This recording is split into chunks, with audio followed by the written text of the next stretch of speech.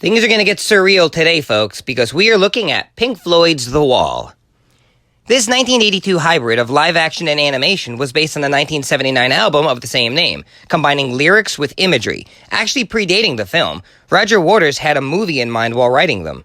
The film centers around Pink, a rock star, reflecting on his past and going deeper into insanity. Losing his dad to the war, being raised by an overbearing single mom, being humiliated in school by a teacher who reads his poems out loud, finding out his wife is cheating on him. It intermixes with a lot of creepy images, like imagining the school system as kids going into a meat grinder, or imagining his concert turning into a fascist rally. This is where Gerald Scarfe's animation comes in. For example, when it cuts to the war scene, we see an insane cartoon with creepy images. It's very metaphoric and symbolic.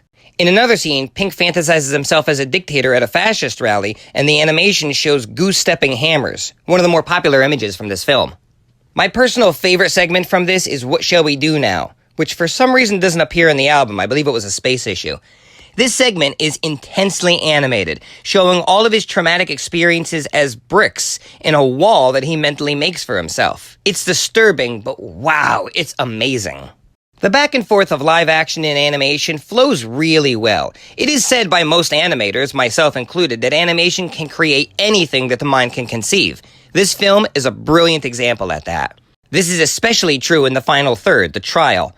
It just goes straight up animated with some disturbing and yet extremely inventive cartoons.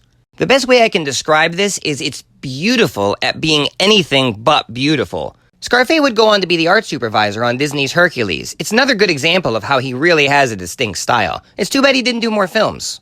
Also, fun fact, Pink's agent is played by Bob Hopkins. It won't be the last time he's in a film with cartoon characters. As weird as the animation is, I don't think anybody can deny it does look beautiful and fits with the disturbing nature of the film.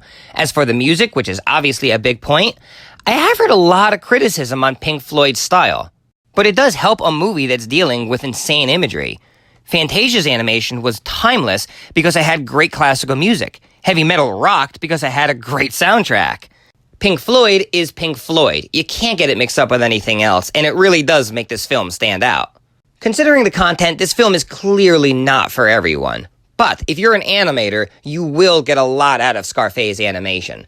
I give this 4 ducks. Every animator should take note of this film, that there is nothing animation cannot do.